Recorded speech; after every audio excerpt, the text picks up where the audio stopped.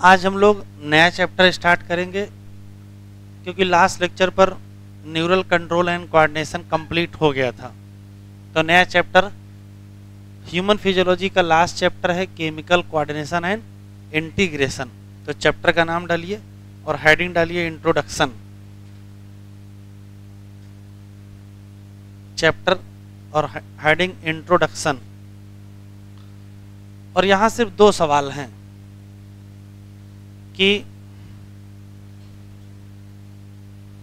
कोई भी एनसीईआरटी का चैप्टर हो हमेशा शुरुआत में एक पैराग्राफ लिखा रहता है, ठीक है। तो देखिए दो तीन लाइनें सुन लीजिए फिर लिखते हैं। पहला सवाल ये है कि जब न्यूरल कोऑर्डिनेशन था ही, जिसकी खासियत ये है कि वो point two point rapid coordination करता है, जब न्यूरल कोऑर्डिनेशन था तो केमिकल कोऑर्डिनेशन की आवश्यकता ही क्यों पड़ गई? उसी से ना काम चल जाता। इसका मतलब कुछ न्यूरल कोऑर्डिनेशन में कमी है, उसी का हल क्या है? केमिकल कोऑर्डिनेशन है। तो पहले न्यूरल कोऑर्डिनेशन सुन लेते हैं। न्यूरल कोऑर्डिनेशन की विशेषता ये है कि वहाँ पॉइंट टू पॉइंट कनेक्शन है, जो कि ब्रेन से नर्व्स आएंगी और आर्गन को जाएंगी, सभी आर्गन को पहुँच जाएगी। पॉइंट टू पॉइंट कनेक्शन है और इम्पल्स बहुत तेजी से फ्लो करती है, तो फास्ट कोऑर्डिनेशन भी होगा। ये अच्छाई है, लेकिन एक कमी भी है। कमी देखो क्या है। मान लेते हैं यहाँ से कोई एक नर्व किसी एक आर्गन को गई है, तो किसी एक आर्गन को तो गई होगी, लेकिन क्या आर्गन की एक एक सेल को वो न्यूरॉन पहुंचा होगा? एक एक सेल को नहीं पहुंचा होगा। क्यों? उतने न्यूरॉन ही नहीं है जितनी हमारे शरीर में सेल हैं। लेकिन यदि किसी आर्गन की फंक्शनिंग आप बेहतर चाहते हो तो उसकी एक एक सेल को सूचना मिलनी चाहिए कि ऐसे काम करना। जैसे मान लेते हैं मसल्स की एक्टिविटी बढ़ाई तो हार्ट बीट बढ़ गई, तो हार्ट की एक एक मसल फाइबर को सूचना होनी चाहिए कि हाँ एक्टिविटी बढ़ाना है। और न्यूरॉन एक एक सेल को सप्लाई हो नहीं सकता है। इसका मतलब बेहतर कोऑर्डिनेशन संभव नहीं है। तो क्या किया जाए? ऐसी कोई व्यवस्था की जाए जो एक सेल और दूसरे सेल के बीच क्या करा सके? कम्युनिकेशन करवा सके, जिसको इंटरसेलुलर कोऑर्डिनेशन कहते हैं। तो अगर दो सेल के बीच कोऑर्डिनेशन बेहतर हो जाए तो और बेहतर हो जाएगा।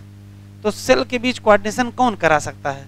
तो सेल के बीच कोऑर्डिनेशन हार्मोन ही करा सकता है।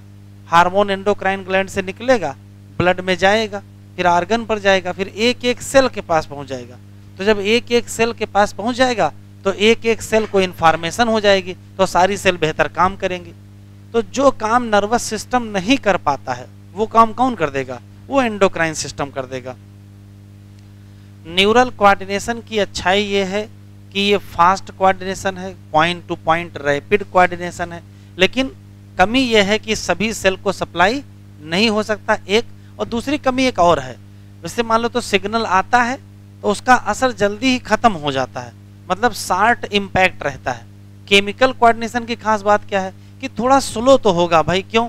एंडोक्राइन ग्लैंड से हार्मोन निकलेगा, ब्लड में जाएगा, आर्गन के पास पहुंचेगा, फिर वहां काम करेगा, कुछ तो टाइम लगेगा ही, तो स्लो होगा। लेकिन खास बात यह है कि इसका इफेक्ट क्या होता है? लॉन्ग लास्टिंग होता है। तो कंपेयर की बात है कि वो फास्ट है, ये स्लो है, उसका इफेक्ट थोड़ा जल्दी खत्म हो जाता है, इसका इफेक्ट थोड़ा देर तक रहता है। इसी नाते नेचर ने व्यवस्था की है कि कुछ काम न्यूरल सिस्टम के पास अच्छे हैं, कुछ काम एंडोक्राइन सिस्टम के पास अच्छे हैं। तो एक काम करते दोनों लोग मिल जाते हैं, और जब मिल जाएंगे तो बेहतर कोऑर्डिनेशन हो सकेगा। तो देखो एनसीईआरटी में लिखा कैसे है। लिखा है कि जो न्यूरल सिस्टम है वो क्या देगा? Point two point rapid coordination देगा।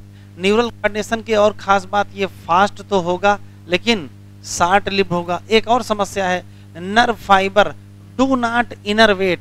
डू नॉट इनरवेट का मतलब सप्लाई नहीं मिल सकती है ऑल सेल ऑफ बॉडी, जबकि सेल क्या चाहती है कि उनको कंटिन्यूअस क्या किया जाए? रेगुलेट किया जाए।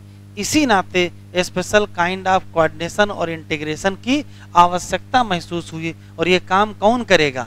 हार्मोन करेगा। और हार्मोन करेगा तो उसका नाम क्या होगा? Chemical coordination. देखो लिखा है न्यूरल सिस्टम और एंडोक्राइन सिस्टम, ये क्या लिखा है? ज्वाइंटली कोऑर्डिनेट करेंगे और क्या करेंगे?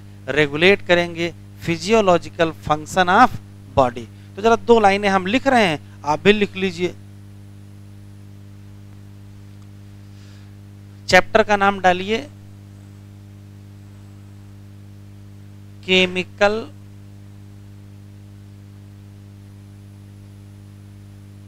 कोऑर्डिनेशन एंड इंटीग्रेशन, और इसमें हेडिंग डालिए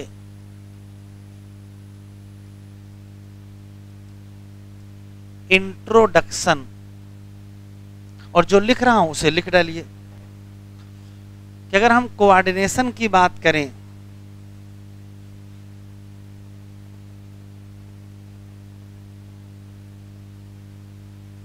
तो ज्वाइंटली कौन करेगा?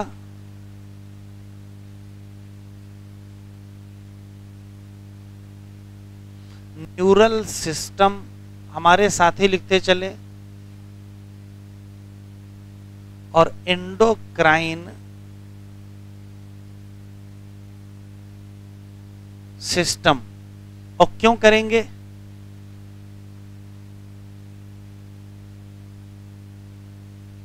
तो रेगुलेट करना है। बेटा बातचीत ना करो,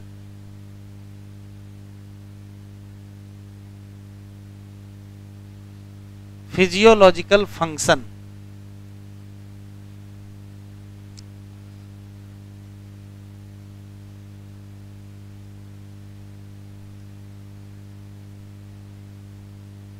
न्यूरल सिस्टम जब कोऑर्डिनेशन करेगा तो उसी का नाम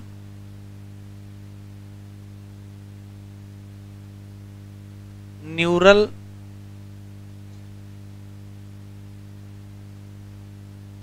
कोऑर्डिनेशन होगा। और इसकी कुछ विशेषताएं हैं। ये point two point rapid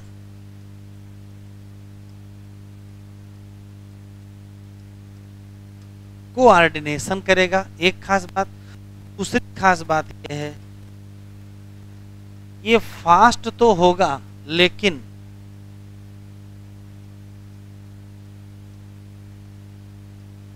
short lived होगा।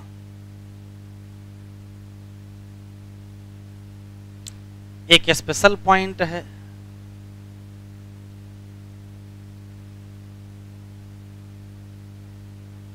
Nerve fibre do not innervate all cells, सभी सेल को सप्लाई नहीं कर सकती हैं। तो इसी का हल निकाला गया।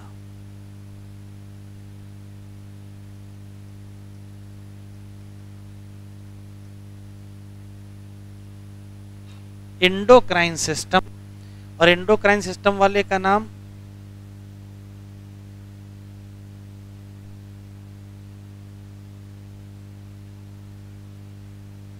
केमिकल कोऑर्डिनेशन होगा। और इसकी खास बात क्या है, थोड़ा सा स्लो होगा। ये कौन करेगा? ये हार्मोन करेंगे। ये थोड़ा सा स्लो होगा,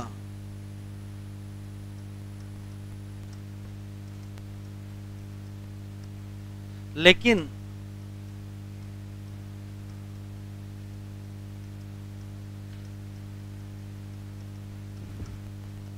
इसका इफेक्ट क्या होगा? थोड़ा सा लॉन्ग लास्टिंग होगा।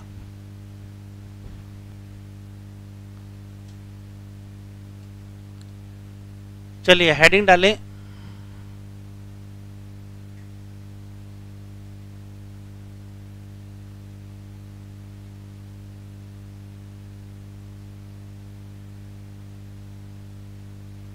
Endocrine gland and hormone.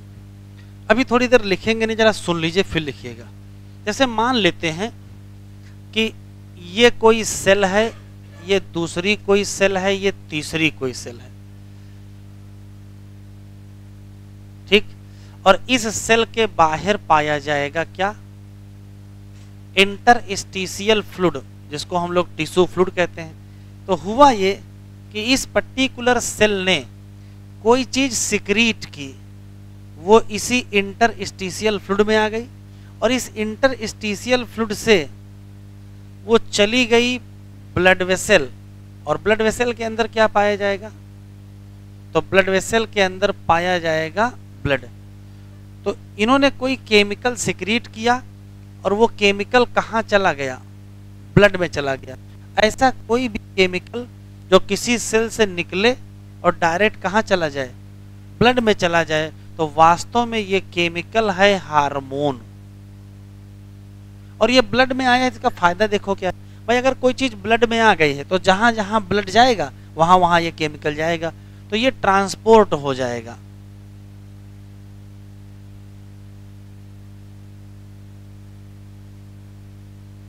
Distant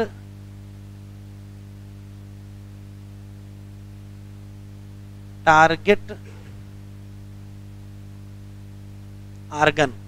ऐसा कोई भी केमिकल जो किसी ऐसी ग्लैंड से निकल के आए जिसमें कोई डक्ट दिखाई पड़ रही है, डक्ट तो दिखाई नहीं पड़ रही है, इसी नाते इसका नाम डक्टलेस ग्लैंड है।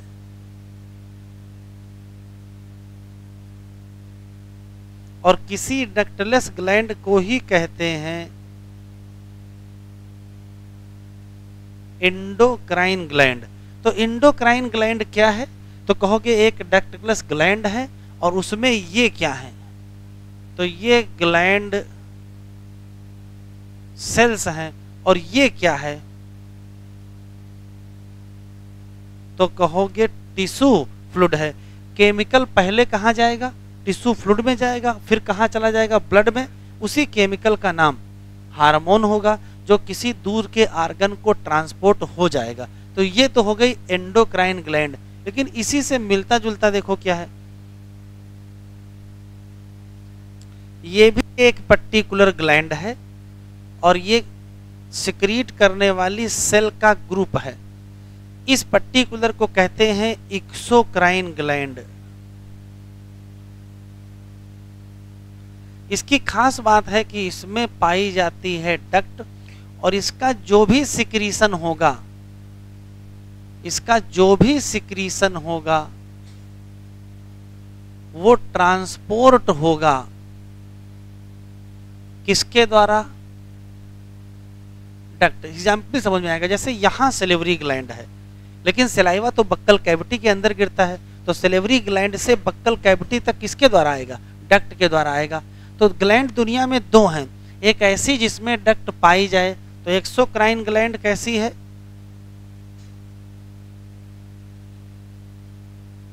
तो कहोगे ग्लैंड विद क्या है? डक्ट है। और यहां से जो भी सिक्रीशन निकलेगा वो डक्ट के द्वारा कहीं जाएगा। इन जनरल देखा जाता है कि जो सिक्रीशन होता है इसमें एंजाइम पाए जाते हैं, जबकि यहां आ जाओ, यहां कोई डक्ट नहीं है, तो किसी डक्टलेस ग्लैंड का जो सिक्रीशन होता है उसी को हम क्या कहते हैं? हार्मोन कहते हैं। इतना लिखो पहले। अब साइड में हेडिंग डालिए हार्मोन।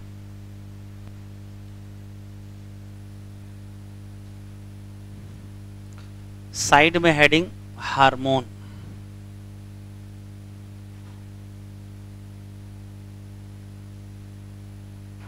अगर आपसे क्वेश्चन पूछा जाए हार्मोन क्या है, तो हार्मोन की कई डिफिनीशन है। जो पुरानी डिफिनीशन है, पुरानी का मतलब क्लासिकल डिफिनीशन, तो अगर हम क्लासिकल डिफिनीशन की बात करें, लिखते चलेंगे, तो हार्मोन क्या है? तो हार्मोन एक केमिकल है produce by endocrine gland and directly release किसमें? ब्लड, और वहां से किसी दूर के आर्गन को सप्लाई हो जाए। ये पुरानी डिफिनीशन है। फिर वैज्ञानिकों को पता चला कि कुछ ऐसे भी हार्मोन हैं जो ब्लड में नहीं जाते हैं, तो फिर वो डिफिनीशन में सेट नहीं बैठ रहे थे, तो कहा डिफिनीशन ही चेंज कर देते हैं। तो हार्मोन की डिफिनीशन चेंज कर दी गई। तो आई हार्मोन की करंट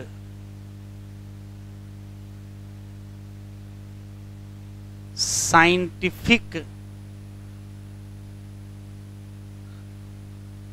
डिफिनीशन, और करंट साइंटिफिक डिफिनीशन के हिसाब से हार्मोन क्या है। तो हार्मोन की 3 कैरेक्टर बताए गए हैं, हार्मोन के 3 कैरेक्टर बताए गए हैं, लिखते चलेंगे। ऐसा कोई भी केमिकल जो नॉन न्यूट्रिएंट हो, नॉन न्यूट्रिएंट का मतलब दुनिया का ऐसा कोई फूड ना हो जिसमें हार्मोन पाए जाए। कोई ऐसा है फूड कि हाँ ये चीज खा लो ये हार्मोन मिल जाएगा, अगर ऐसा होता तो कोई फल होता उसमें इंसुलिन हार्मोन होता, सारे डायबिटीज वाले उसी को खाते। ऐसा कोई फल है? तो किसी भी, देखिए न्यूट्रिएंट कहाँ पाए जाते हैं? फूड में पाए जाते हैं, और किसी फूड में हार्मोन नहीं होता है, इसका मतलब क्या है? तो कहोगे नॉन न्यूट्रिएंट।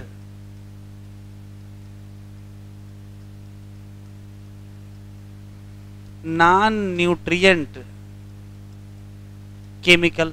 दूसरा सबसे खास बात है, मैं पीछे बता चुका हूं, एक सेल का दूसरे सेल से जो कोऑर्डिनेशन होता है उसमें हार्मोन का बड़ा रोल है। इसका कहते हैं act as inter cellular messenger.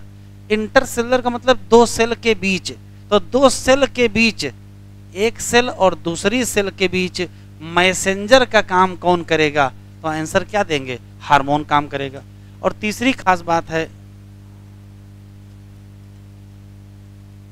Produce in trace amount. Trace amount का मतलब है कम मात्रा में। तो ये तीनों बातें नई बात से हैं, ठीक है। 2 स्पेशल सवाल, अगर हार्मोन के बारे में पूछा जाए कि टर्म हार्मोन किसने दिया, तो आंसर देंगे स्टर्लिंग। फिर क्वेश्चन पूछा जाए फर्स्ट डिस्कवर हार्मोन कौन सा है, तो आंसर देंगे सिक्रिटिन। फिर क्वेश्चन पूछा जाए कौन सा पहला हार्मोन है जो रिकॉम्बिनेंट डीएनए टेक्नोलॉजी से बनाया गया या बायोटेक्नोलॉजी से बनाया गया, तो आंसर देंगे इंसुलिन। ये आया हुआ सवाल नीट ही में है। First hormone produce bye DNA recombinant technique या टेक्नोलॉजी, तो आंसर देंगे क्या? इंसुलिन। बेटा बातचीत ना करो, लिख डालो।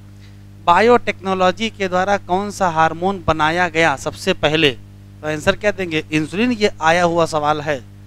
अच्छा, अगर स्टडी की जाए हार्मोन की और एंडोक्राइन ग्लैंड की, तो इस ब्रांच को कहते हैं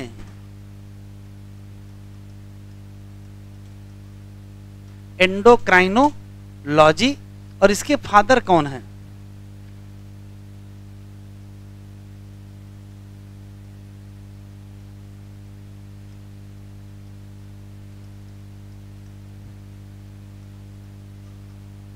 फादर ऑफ एंडोक्राइनोलॉजी कौन है, तो आंसर क्या देंगे?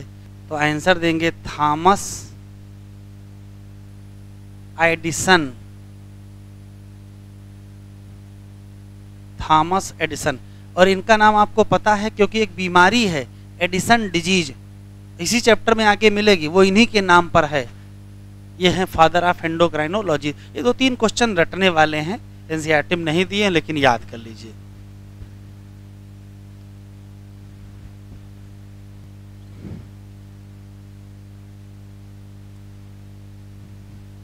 तो ऐसे लिखिए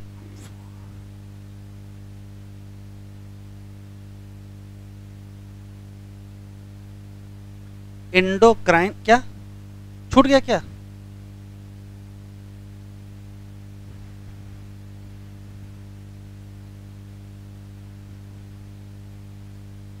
जैसे मान लेते हैं लिखने की स्पीड कम हो, तो जब हम समझाते हैं उसी दौरान लिखा रहा हो, लिखते रहो तो आगे हो जाओगे।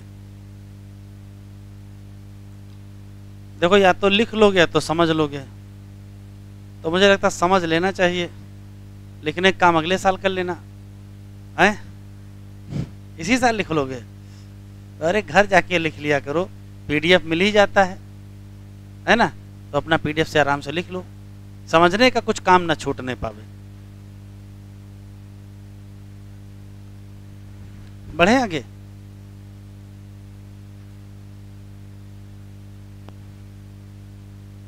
हमें लगता सबसे स्लो हम ही लिखते हैं, ऐसा है?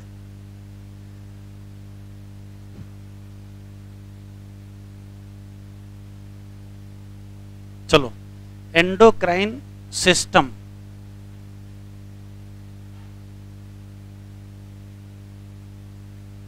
दोनों में होगा, किसमें? इनवर्टिब्रेट और वर्टिब्रेट। एंडोक्राइन सिस्टम दोनों में है, इनवर्टिब्रेट और वर्टिब्रेट, लेकिन इनवर्टिब्रेट में पाया जाएगा सिंपल और वर्टिब्रेट में पाया जाएगा कॉम्प्लेक्स। सिंपल के साथ यहां कुछ ही हार्मोन होंगे और कॉम्प्लेक्स के साथ यहां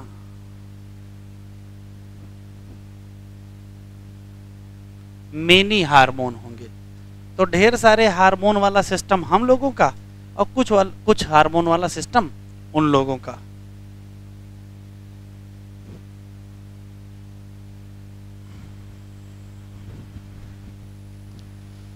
चलो एनसीईआरटी ओपन करो।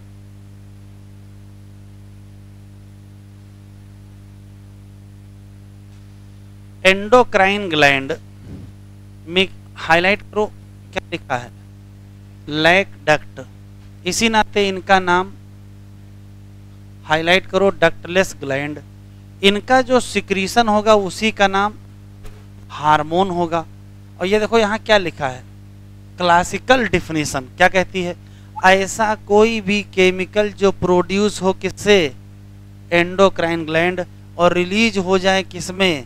ब्लड में, और ट्रांसपोर्ट हो जाए डिस्टेंट लोकेटेड टारगेट आर्गन, इसी को क्या कहोगे? हार्मोन। लेकिन इसकी डिफिनीशन बदल गई, करंट साइंटिफिक डिफिनीशन आ गई। और करंट साइंटिफिक डिफिनीशन देखो बोल्ड है, तो टिक कर लो। हार्मोन क्या है? तो पहली लाइन तो ये है, नॉन न्यूट्रिएंट है।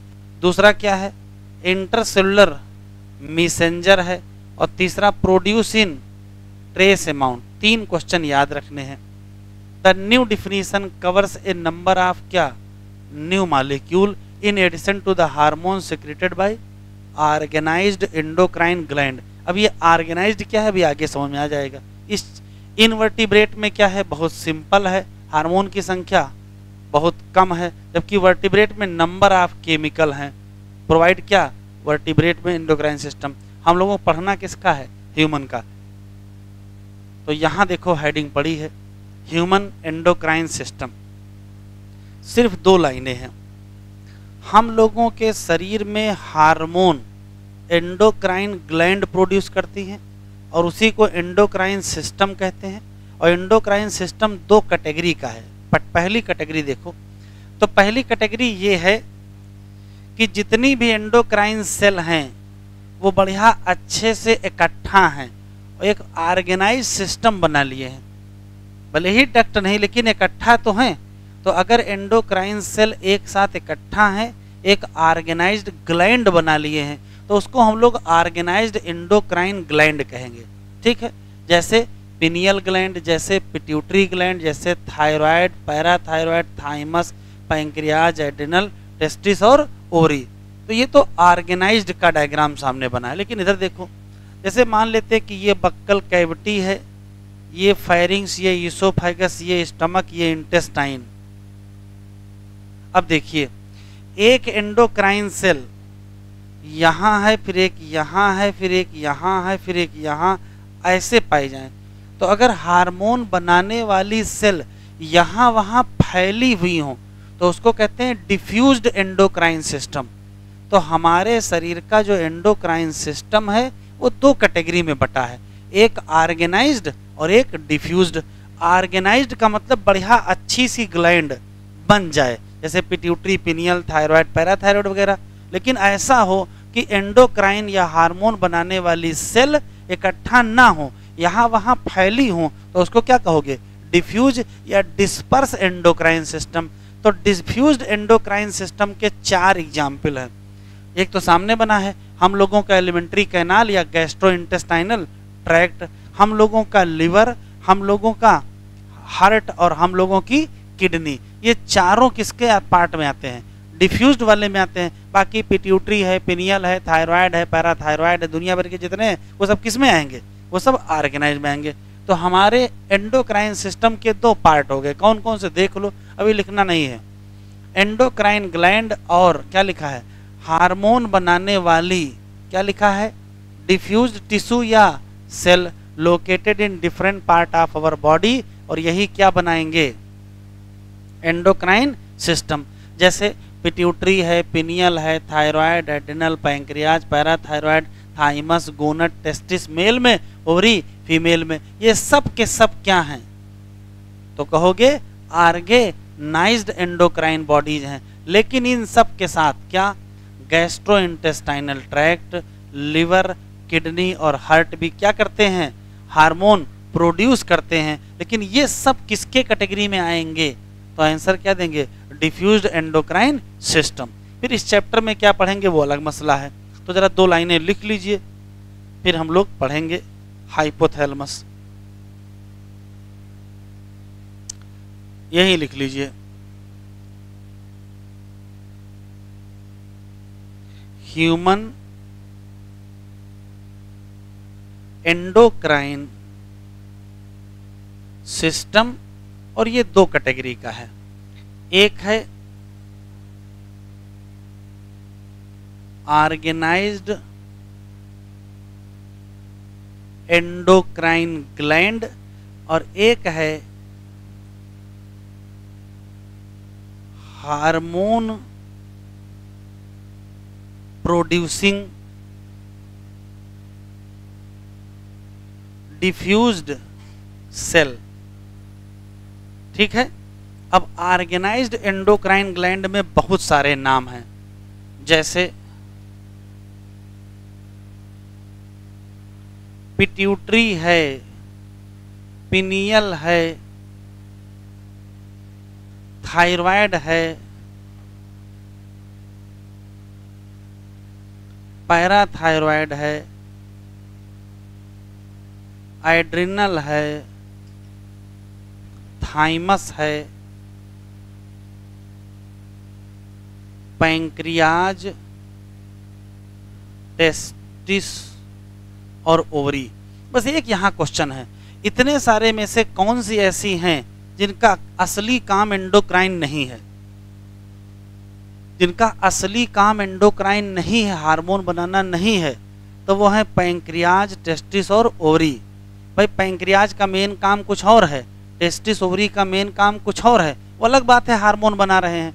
तो ये 3 लोग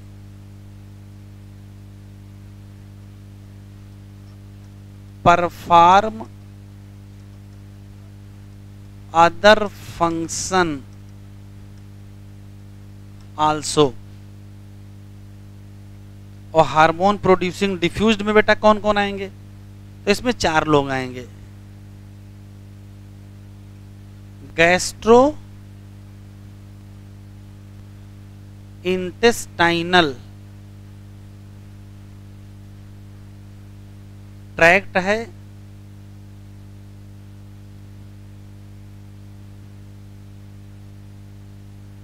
लिवर है, किडनी है और हार्ट है।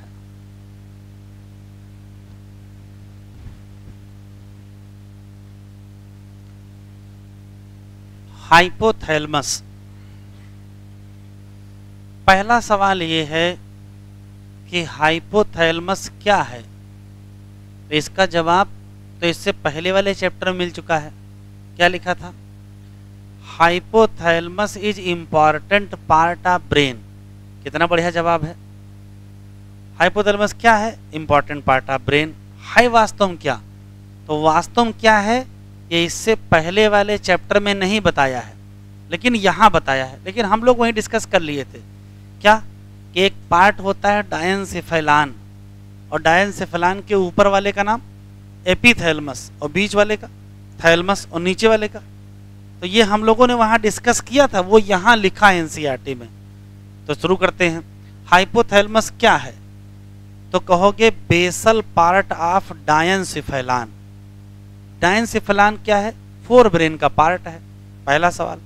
हाइपोथैलेमस बहुत सारे फंक्शन रेगुलेट करता है, ये पहले से पता है, जैसे थर्मो रेगुलेशन है, आस्मो रेगुलेशन है, हंगर एंड थ्रस्ट है, ये सब में इन्वॉल्व है, लिम्बिक सिस्टम में भी इन्वॉल्व है, ठीक। लेकिन ये सारी कहानी तो वहाँ उस चैप्टर की है। हम यहाँ हाइपोथैलेमस क्यों पढ़ रहे हैं? क्योंकि हमको यहाँ हार्मोन के रेस्पेक्ट में पढ़ना है। तो यहाँ की कहानी देखते हैं।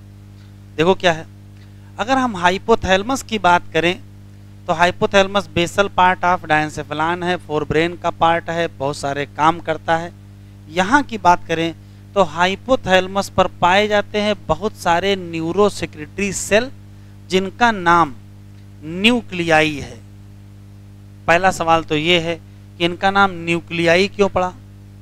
तो ध्यान से सुनिए, मैंने आपको बता रखा है सेल बॉडी, न्यूरॉन की जो सेल बॉडी होती है जब वो ब्रेन के अंदर होती है तो उसका नाम न्यूक्लियस होता है, और उसी का ग्रुप अगर बाहर होता है तो उसको हम गैंग्लिया कहते हैं। थोड़ा बहुत याद होगा, मैंने बताया था, 4 शब्द बताए थे, गैंग्लिया, न्यूक्लियस, ट्रैक्ट और नर्व। तो न्यूक्लियस, यहाँ न्यूक्लियस का मतलब वो सेल के अंदर वाला न्यूक्लियस नहीं है, ये ग्रुप ऑफ सेल बॉडी है। तो सेल बॉडी को ही क्या कहते हैं? न्यूक्लियाई कहते हैं। इसी नाते मैंने लिखा है कि न्यूरोसेक्रेटरी सेल वास्तव में क्या है? मॉडिफाइड सेल बॉडी है, किसकी? न्यूरॉन की।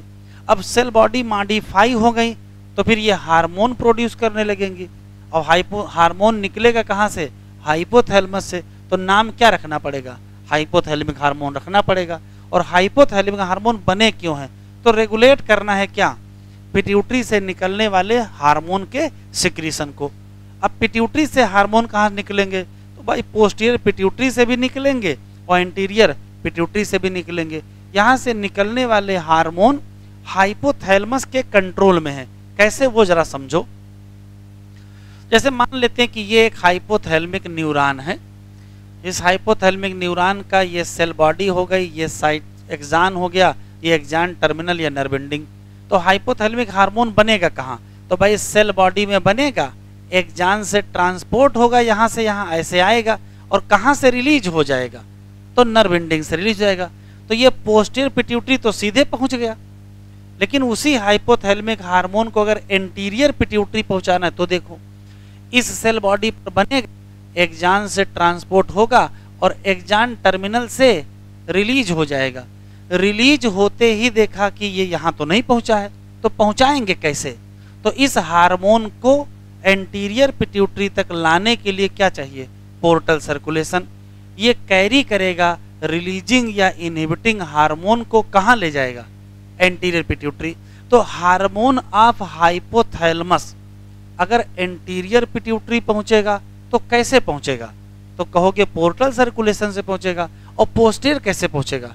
तो पोस्टीरियर तो सीधे पहुँच गया है, ठीक है, एक क्वेश्चन। और दूसरा सवाल देखो, हाइपोथैलेमस के हार्मोन पिट्यूटरी ग्लैंड पर जब पहुँचेंगे तो करेंगे क्या?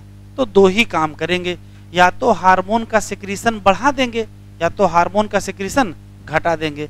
अगर हाइपोथैलेमस का कोई हार्मोन पिट्यूटरी हार्मोन के सिक्रीशन को बढ़ा दे तो उसको कहेंगे रिलीजिंग हार्मोन, और हाइपोथैलेमस का कोई हार्मोन पिट्यूटरी के हार्मोन के सिक्रीशन को घटा दे तो उसका नाम क्या रखोगे?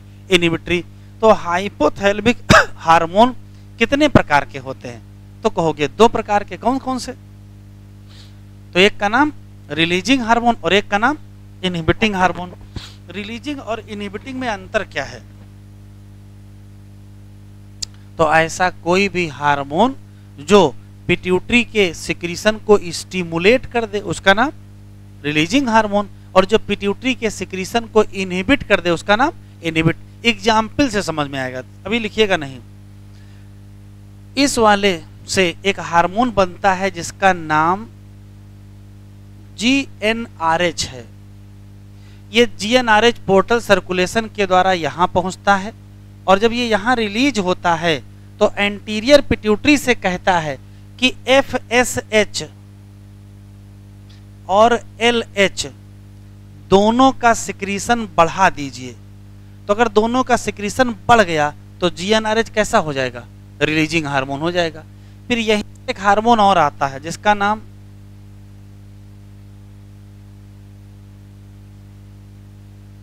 सोमैटोस्टैटिन है और जब ये सोमैटोस्टैटिन यहाँ रिलीज होता है तो ये एंटीरियर पिट्यूटरी से कहता है कि जो ग्रोथ हार्मोन है उसके सिक्रीशन को क्या कर दीजिए?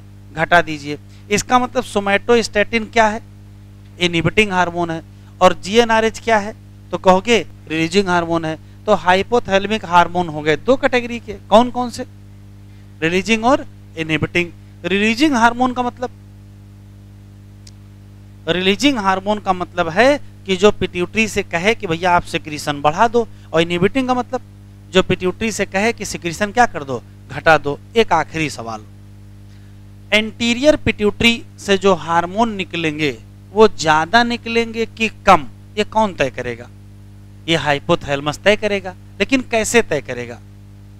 क्या हाइपोथैलेमस यहां से सिग्नल भेजेगा? इंपल्स तो भेजेगा नहीं। क्या भेजेगा?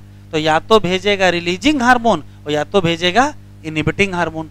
लेकिन यहां से भी तो हार्मोन निकल रहे हैं। यहां से जब हार्मोन निकल रहे हैं वो भी किसके कंट्रोल में है? हाइपोथैलेमस के लिए। क्या हाइपोथैलेमस इनके लिए कोई रिलीजिंग और इनहिबिटिंग भेजेगा? तो कहोगे नहीं भेजेगा। इनको तो सीधे यहीं से कंट्रोल करेगा। भाई यहां बनाना कम कर दो तो यहां निकलना अपने आप क्या हो जाएगा? कम हो जाएगा। तो बताओ कौन सी पिट्यूटरी एंटीरियर की पोस्टीरियर हाइपोथैलेमस के डायरेक्ट कंट्रोल में है? कौन सी पिट्यूटरी हाइपोथैलेमस के डायरेक्ट कंट्रोल में है?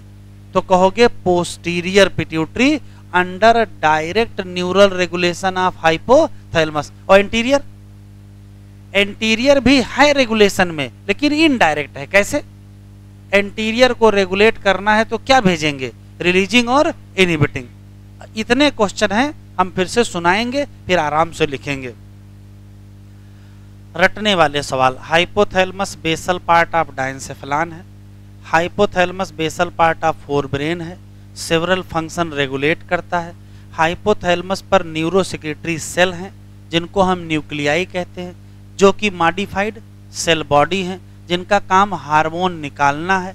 नाम हाइपोथैलेमिक हार्मोन, काम रेगुलेट करना पिट्यूटरी ग्लैंड के सिक्रीशन। ये सब तो रटना है और ये सब यहाँ लिखा हुआ, इसमें कोई दिक्कत नहीं है। एक लाइन जो नहीं लिखी बढ़ा देंगे। दूसरा सवाल, हाइपोथैलेमिक हार्मोन बनेंगे कहाँ?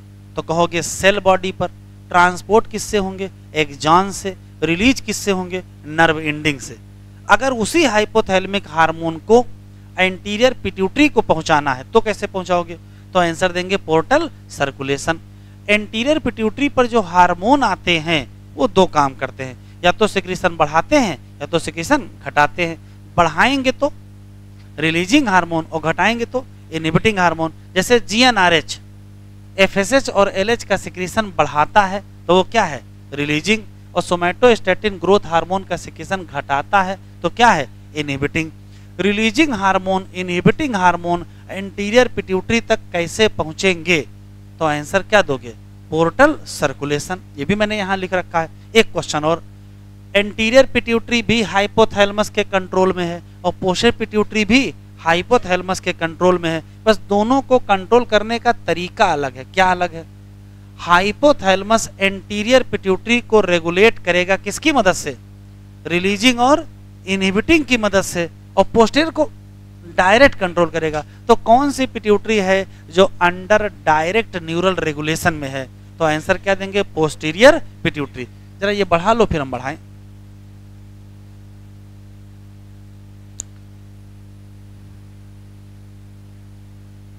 तो ये तो सब तो लिखा ही है, जो नहीं लिखा है वो पॉइंट बढ़ा लेते हैं।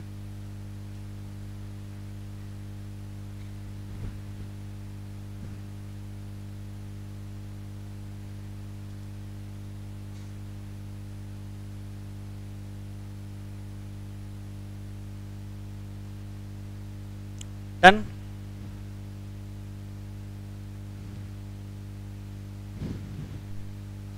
जो सोच रहे कहां सर ने लिखा है, ढूंढने नहीं मिल रहा है ना, वो भैया किनारे दो बढ़ाए थे। चलो अब जैसे लिख रहा हूं लिख डालो।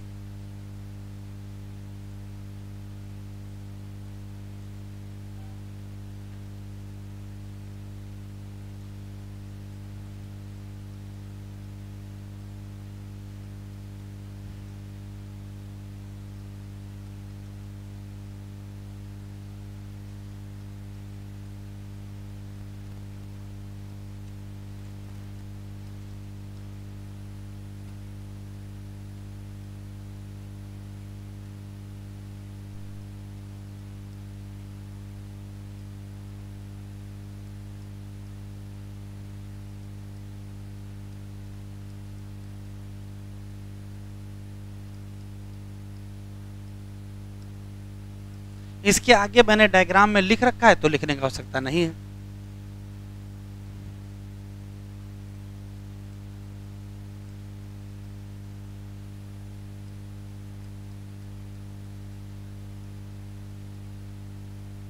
हाइपोथैलेमिक हार्मोन प्रोड्यूस कहां होंगे बेटा?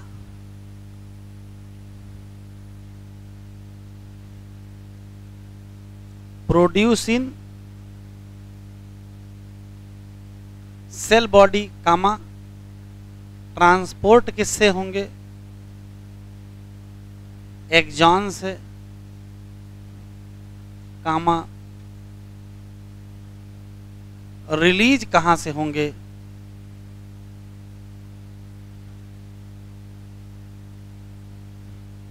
नर्व एंडिंग से। बिल्कुल क्लियर। हाइपोथैलेमिक हार्मोन दो कैटेगरी के होंगे। हाँ, करते क्या है तो लिखा ही है। एक का नाम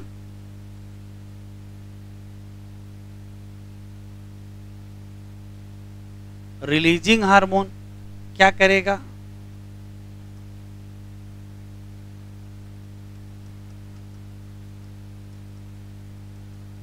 स्टिमुलेट करेगा पिट्यूटरी सिक्रीशन। इसका example GnRH, full form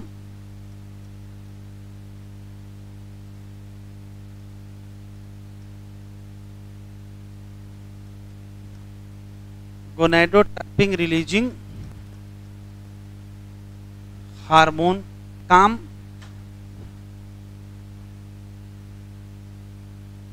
stimulate release of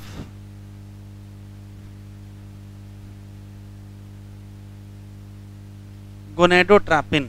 और गोनेडोट्रोपिन है कौन से? तो दो ही गोनेडोट्रोपिन है, एक का नाम FSH और एक का नाम LH। और कहां से ये गोनेडोट्रोपिन कहां से निकलवाएंगे?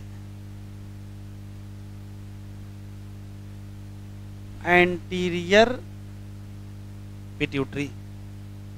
और दूसरा हार्मोन है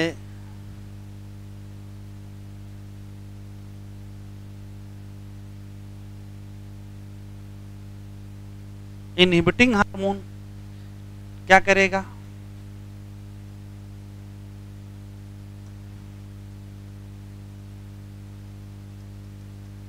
इनहिबिट पिट्यूटरी सिक्रीशन। एक क्वेश्चन, इसका example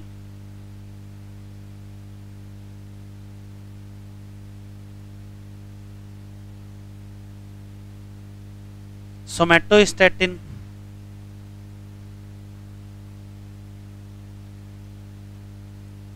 reduce growth hormone,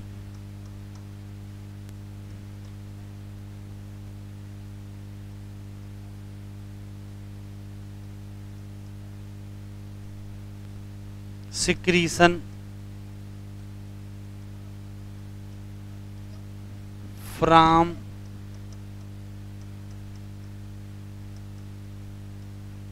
anterior pituitary. अब चाहे रिलीजिंग हो चाहे इनहिबिटिंग हो, ये एंटीरियर पिट्यूटरी जाएंगे कैसे? तो कहोगे पोर्टल से जाएंगे। और क्यों जाएंगे? तो एंटीरियर पिट्यूटरी के सिक्रीशन को कंट्रोल। तो याद रखिएगा, रिलीजिंग और इनहिबिटिंग एंटीरियर पिट्यूटरी को कंट्रोल करते हैं।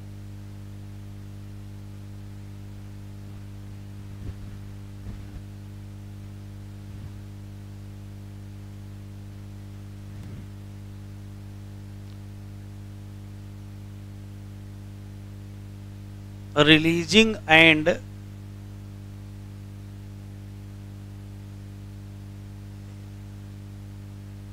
इनहिबिटिंग हार्मोन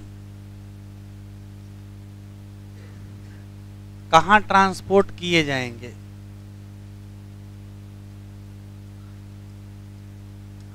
एंटीरियर पिट्यूटरी को,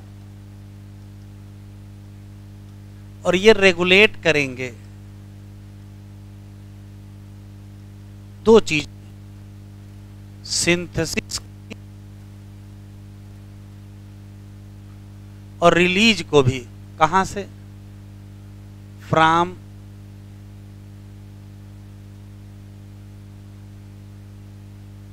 एंटीरियर पिट्यूटरी। एंटीरियर पिट्यूटरी पर जितने भी हार्मोन निकलते हैं वो एंटीरियर पिट्यूटरी पर बनते हैं।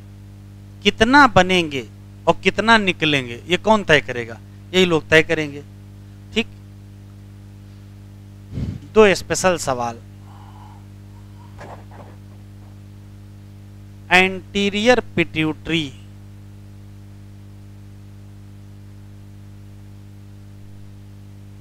और पोस्टीरियर पिट्यूटरी के रेगुलेशन में अंतर है। एंटीरियर पिट्यूटरी किसके कंट्रोल में है? तो अंडर रिलीजिंग या inhibiting hormone of hypothalamus. Under releasing या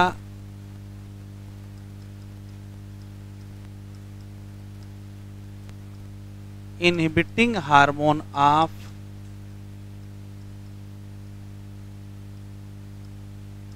हाइपोथैलेमस। और ये कहाँ है?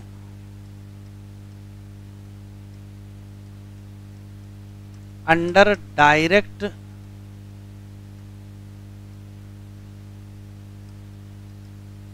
Neural regulation of hypothalamus.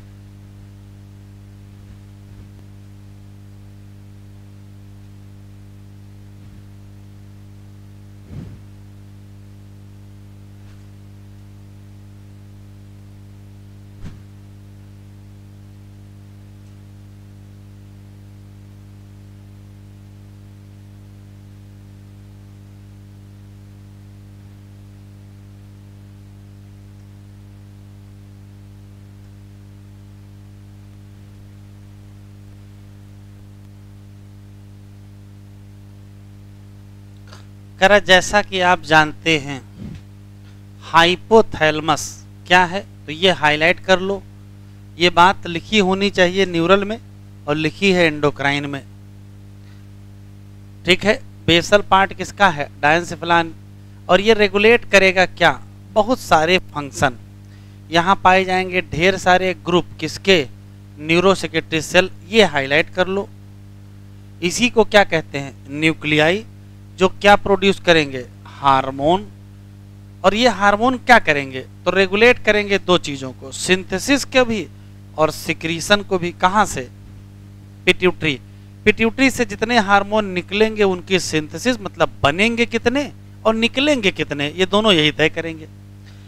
यद्यप hormone produce by hypothalamic are two type. कौन कौन से? तो एक का नाम क्या है? रिलीजिंग। काम क्या है? स्टिमुलेट करेगा सिक्रीशन ऑफ पिट्यूटरी। और एक का नाम क्या है? इनहिबिटिंग। क्या करेगा? इनहिबिट करेगा सिक्रीशन ऑफ पिट्यूटरी। एग्जाम्पल देख लो, एक हाइपोथैलेमिक हार्मोन है जिसका नाम GnRH है, full form gonadotropin releasing hormone. काम स्टिमुलेट करेगा पिट्यूटरी को कि सिंथेसिस भी बढ़ा दो और रिलीज भी बढ़ा दो। किसका? गोनाडोट्रोपिन। और गोनाडोट्रोपिन में दो हैं, एक एफएसएच और एक एलएच। दूसरी तरफ एक है सोमैटोस्टैटिन, ये भी हाइपोथैलेमस से आया है। ये एंटीरियर पिट्यूटरी से कहेगा कि आप इनहिबिट कर दीजिए क्या? Release of growth hormone. ये हार्मोन बनेंगे कहाँ? ये हार्मोन, ये क्या खुल गया है?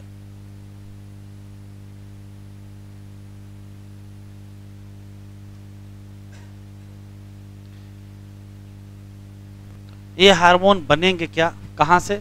These hormone originate in hypothalamic neuron, pass through axon और रिलीज फ्रॉम कहाँ से? Nerve ending. तो पोस्टीरियर पिट्यूटरी तक तो सीधे पहुंच जाएंगे, लेकिन एंटीरियर तक की समस्या आएगी। तो these hormone reaches to pituitary gland, specially कौन सी? Anterior, through a portal.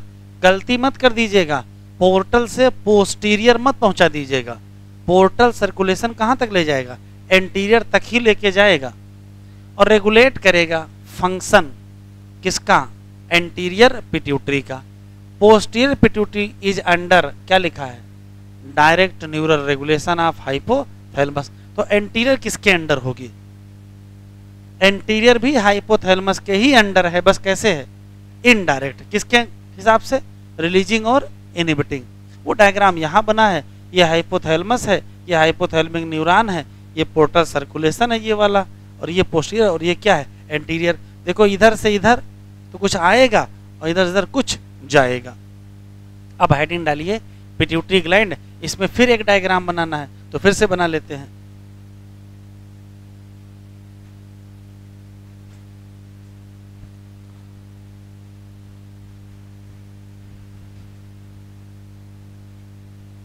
Pituitary gland, पहला सवाल ये है रटने वाला कि हमारे शरीर में पाई जाने वाली सबसे छोटी स्मॉलेस्ट एंडोक्राइन ग्लैंड कौन सी है? तो यही पिट्यूटरी है। चना, छोटा जो चना होता है उतनी बराबर होती है। कहाँ पाई जाती है? तो कहोगे हाइपोथैलेमस से अटैच पाई जाती है। अब ये है हाइपोथैलेमस और ये है पिट्यूटरी ग्लैंड। तो हाइपोथैलेमस और पिट्यूटरी ग्लैंड के बीच क्या पाया जाएगा? स्टाक पाया जाएगा। अच्छा, ये है क्रेनियम, तो ऊपर है, नीचे भी तो होगा, और नीचे पिट्यूटरी ग्लैंड है। तो हमारी जो पिट्यूटरी ग्लैंड है वो एक बोनी कैविटी के अंदर रखी है। ये है क्रेनियम की हड्डी और ये हड्डी की एक कैविटी है। इस बोनी कैविटी का नाम इंपॉर्टेंट है, इसको सेला टर्सिका कहते हैं। तो स्मॉलेस्ट एंडोक्राइन ग्लैंड है, हाइपोथैलेमस से अटैच है, स्टाक की मदद से अटैच है, बोनी कैविटी के अंदर रखी है, और उस बोनी कैविटी का नाम सेला टर्सिका। यहां तक बिल्कुल क्लियर। तो लार्जेस्ट एंडोक्राइन ग्लैंड कौन सी है? तो लार्जेस्ट थायराइड होगी। और लार्जेस्ट ग्लैंड कौन सी है? तो आंसर लिवर देंगे। दो अलग अलग सवाल हैं, लार्जेस्ट ग्लैंड पूछेगा तो लिवर, लार्जेस्ट एंडोक्राइन पूछेगा तो थायराइड, और स्मॉलेस्ट एंडोक्राइन पूछेगा तो आंसर क्या देंगे? पिट्यूटरी। अब डायग्राम वाइज देख लेते क्या है। अगर थोड़ा ध्यान से देखा जाए तो जो पिट्यूटरी ग्लैंड है इसके वास्तव में केवल दो पार्ट हैं। एक पार्ट का नाम है न्यूरोहाइपोफाइसिस। इसका नाम न्यूरोहाइपोफाइसिस क्यों है? क्योंकि ये वो हिस्सा है जो नर्वस टिश्यू से बनता है। किसके? हाइपोथैलेमस के। तो हाइपोथैलेमस के न्यूरल टिश्यू से ही बना है, तो नाम इसका क्या पड़ गया? न्यूरोहाइपोफाइसिस। इसके अंदर जो टिश्यू उसका नाम पार्स नर्वोसा है। तो चाहे पार्स नर्वोसा कहो चाहे न्यूरोहाइपोफाइसिस कहो, और इसी को क्या कहोगे? पोस्टीरियर पिट्यूटरी कहोगे, और यहां से भी हार्मोन रिलीज होंगे। लेकिन इसका दूसरा जो पार्ट है उसका नाम एडिनोहाइपोफाइसिस है। इसी एडिनोहाइपोफाइसिस को एंटीरियर पिट्यूटरी भी कहा जाता है, लेकिन ये रियल में एंटीरियर पिट्यूटरी नहीं है। कैसे? देखो, एडिनोहाइपोफाइसिस के होते हैं दो पार्ट, एक का नाम पार्स इंटरमीडिया, एक का नाम पार्स डिस्टैलिस। देखो यहाँ ये है पार्स डिस्टैलिस, ये है पार्स इंटरमीडिया, ये है पार्स नर्वोसा। तो नर्वोसा और डिस्टैलिस के बीच में है तो नाम क्या पड़ गया, इंटरमीडिया। यहाँ से भी हार्मोन निकलेंगे और डिस्टैलिस से भी हार्मोन निकलेंगे। हम लोगों में वास्तव में पार्स डिस्टैलिस को ही कहा जाता है क्या, एंटीरियर पिट्यूटरी। अब हुआ क्या, हुआ ये कि जो पार्स इंटरमीडिया है वो पार्स डिस्टैलिस में मर्ज कर जाता है और किसका हिस्सा हो जाता है, एंटीरियर पिट्यूटरी का। इसी नाते एडेनोहाइपोफाइसिस को भी क्या कहोगे, एंटीरियर पिट्यूटरी। लेकिन ये हम ही लोगों में कहेंगे। अभी हम फ्राग में चले जाएं तो हमारे में पिट्यूटरी के दो हिस्से हो गए, एंटीरियर और पोस्टीरियर, और फ्राग में तीन हिस्से होते हैं, एंटीरियर, पोस्टीरियर और बीच में मिडिल पिट्यूटरी। यहां देखो ये जो पार्स इंटरमीडिया है ये फ्राग में पार्स डिस्टैलिस से मर्ज नहीं होता है और अपना अलग अस्तित्व रखता है, उसी को कहते हैं मिडिल पिट्यूटरी। तो फ्राग में एंटीरियर, पोस्टीरियर और मिडिल होती है और हम लोगों में एंटीरियर और पोस्टीरियर। फिर से सुनते हैं, एनाटमी वाइज पिट्यूटरी के दो हिस्से, एक का नाम एडिनोहाइपोफाइसिस, एक का नाम न्यूरोहाइपोफाइसिस। एडिनो के फिर दो हिस्से कौन से, पार्स डिस्टैलिस और पार्स इंटरमीडिया।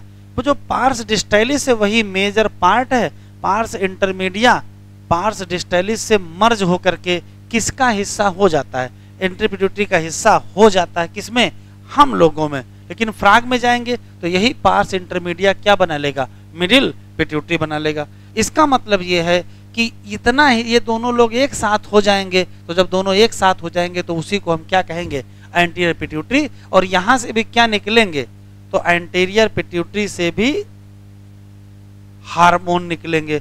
अब एंटीरियर पिट्यूटरी के अलग हार्मोन होंगे, एंटीरियर पिट्यूटरी के जो भी हार्मोन होंगे वो दो जगह से निकल के आ रहे होंगे, पार्स इंटरमीडिया से और पार्स डिस्टैलिस। और जो पोस्टीरियर के हैं वो एक ही जगह से आ रहे होंगे, उसका नाम क्या है, पार्स नर्वोसा। तो जरा दो तीन लाइनें लिख लीजिए।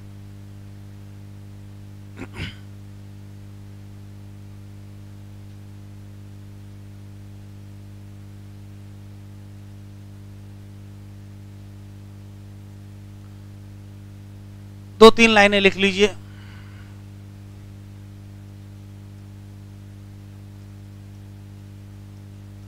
स्मॉलेस्ट एंडोक्राइन ग्लैंड, अगर लार्जेस्ट पूछेगा तो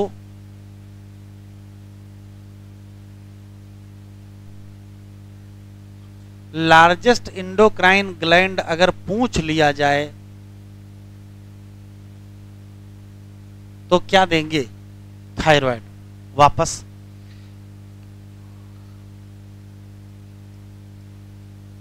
फाउंड अटैच, ये अटैच है किससे, तो आंसर देंगे हाइपोथैलेमस से। कैसे, तो क्या बताओगे, स्टाक इनक्लोज है किसमें, बोनी कैविटी, और उस बोनी कैविटी का नाम सेला टर्सिका। ये क्वेश्चन अच्छा है, हो सकता है एग्जाम में सेला टर्सिका आपसे पूछ लिया जाए। एनाटॉमी वाइज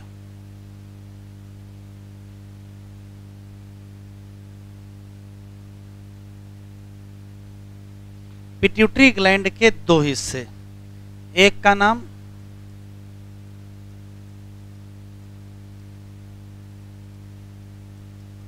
एडिनोहाइपोफाइसिस,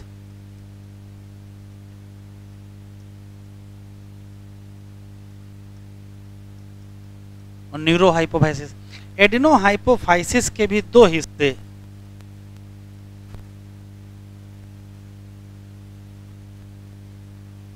पार्स डिस्टैलिस और पार्स इंटरमीडिया। इसी को कॉमनली क्या कहते हैं,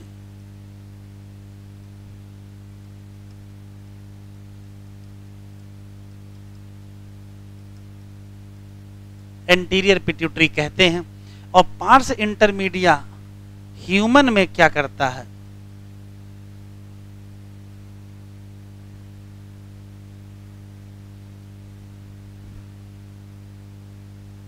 मर्ज विद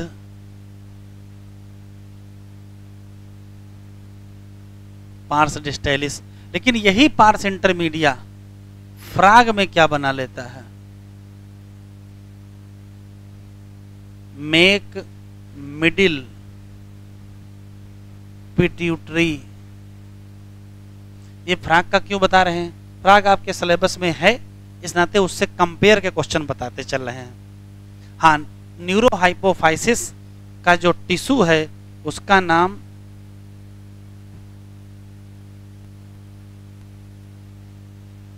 पार्स नर्वोसा है, और यही पार्स नर्वोसा क्या बनाएगा, पोस्टीरियर पिट्यूटरी। और पोस्टीरियर पिट्यूटरी के अपने हार्मोन होंगे, एंट्री पिट्यूटरी के अपने हार्मोन होंगे। चलो देखो भाई, hormone of pituitary gland. Pituitary gland के हार्मोन कुछ निकलेंगे कहां से, एंटीरियर से, और कुछ निकलेंगे पोस्टीरियर से। जो एंटीरियर से निकलेंगे वो दो जगह से, डिस्टाइलिस से और इंटरमीडिया। और पोस्टीरियर पिट्यूटरी का मतलब नर्वोसा से ही निकल रहे, बात ही खत्म। डिस्टाइलिस से देखो तो पहला hormone growth hormone, prolactin hormone, thyroid stimulating hormone, adrenocorticotropic hormone, luteinising hormone और फॉलिकल स्टिमुलेटिंग हार्मोन। और यहां से एक ही हार्मोन निकला, मेलानोसाइट स्टिमुलेटिंग हार्मोन। और देखो यहां से दो हार्मोन, चाहे पोस्टीरियर पिट्यूटरी कहो चाहे पार्स नर्वोसा कहो, यहां से दो ही हार्मोन, कौन से, ऑक्सीटोसिन और वैसोप्रेसिन। और वैसोप्रेसिन का दूसरा नाम एडीएच होता है। तो लिस्ट आपको याद है। काम के बाद देखो, इतने सारे हार्मोन यहां लिखे हैं, इसमें से कौन एंटीरियर से निकला, कौन पोस्टीरियर से, तो ये सब एंटीरियर से, ये पोस्टीरियर से। अब काम की बात सुने, एंटीरियर पिट्यूटरी के जितने भी हार्मोन निकलते हैं वो सारे हार्मोन एंटीरियर पिट्यूटरी पर ही बनते हैं, उनकी सिंथेसिस वहीं होती है, एंटीरियर पिट्यूटरी पर बनेंगे और वहीं से निकलेंगे। अब आ जाओ पोस्टीरियर वाले। पोस्टीरियर पिट्यूटरी के जो दो हार्मोन हैं, कौन से, ऑक्सीटोसिन और वैसोप्रेसिन, ये बनते कहाँ हैं, तो ये बनते हैं हाइपोथैलेमस पर। और निकलते कहाँ से, निकलते हैं पोस्टीरियर पिट्यूटरी से। इसी साल पूछा गया, अभी आया था, कौन सा हार्मोन है जो हाइपोथैलेमस पर बनता है लेकिन पोस्टीरियर पिट्यूटरी से निकलता है। तो आंसर क्या दोगे, तो आंसर देंगे क्या, या तो ऑक्सीटोसिन या तो वैसोप्रेसिन। तो बताओ ये दोनों बनते कहाँ हैं, तो अगर क्वेश्चन में सिंथेसिस लिखा मिल जाए, क्वेश्चन में सिंथेसिस लिखा मिल जाए तो आप हाइपोथैलेमस लगाइएगा, और अगर सिक्रीशन मिल जाए या रिलीज मिल जाए या स्टोर मिल जाए तो आंसर क्या दोगे, पोस्टीरियर पिट्यूटरी। इसी नाते क्वेश्चन आया है, कह रही कौन सी ऐसी एंडोक्राइन ग्लैंड है जो वास्तव में एंडोक्राइन ग्लैंड नहीं है। आया हुआ नीटी का सवाल है, नॉट ट्रू एंडोक्राइन ग्लैंड, कौन असली एंडोक्राइन ग्लैंड नहीं है, तो आंसर देंगे क्या, पोस्टीरियर पिट्यूटरी। क्यों नहीं है भाई, असली होती तो स्वयं ना बनाते, ये तो सिर्फ स्टोर कर रहे हैं और रिलीज कर रहे हैं, बन कहां रहा है, हाइपोथैलेमस पर। तो पोस्टीरियर पिट्यूटरी को असली एंडोक्राइन ग्लैंड नहीं कहते हैं। कहोगे हाँ क्यों, तो कहोगे पोस्टीरियर पिट्यूटरी केवल क्या करती है, स्टोर और रिलीज करती है, हार्मोन बनते कहां हैं, तो आंसर देंगे हाइपोथैलेमस। चलो तीन बातें लिखो।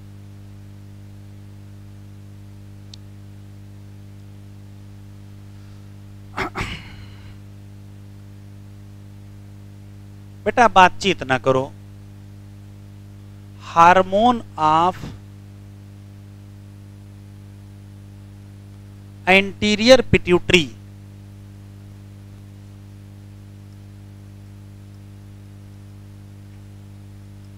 सिंथेसिस और सिक्रीशन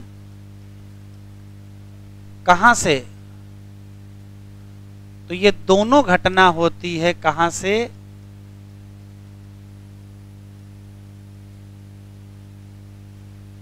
एंटीरियर पिट्यूटरी पर। लेकिन अगर आपसे क्वेश्चन पूछा जाए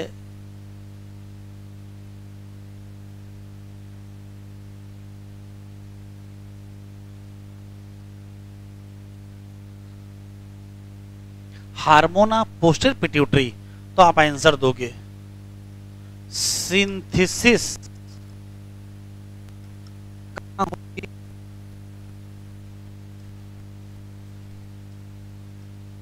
हाइपोथैलेमस। लेकिन स्टोर और रिलीज कहां से होंगे? From posterior pituitary. ठीक, इसी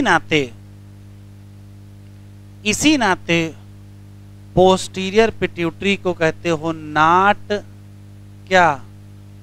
ट्रू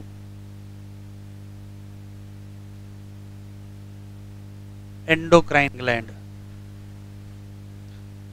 पोस्टीरियर पिट्यूटरी को ट्रू एंडोक्राइन ग्लैंड नहीं कहते हैं। क्यों? क्यों? बिल्कुल क्लियर है, क्योंकि वो सिंथेसिस नहीं कर रही है, सिर्फ क्या कर रही है? स्टोर और रिलीज कर रहे। तो अगर आपसे क्वेश्चन पूछा जाए ऑक्सीटोसिन और वैसोप्रेसिन सिंथेसिस, तो क्या बताओगे? तो सिंथेसिस एट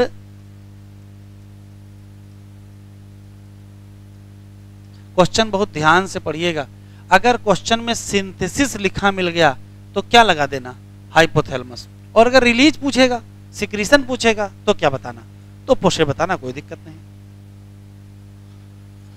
अब एक स्पेशल क्वेश्चन है। एक शब्द है ट्रॉफिक हार्मोन।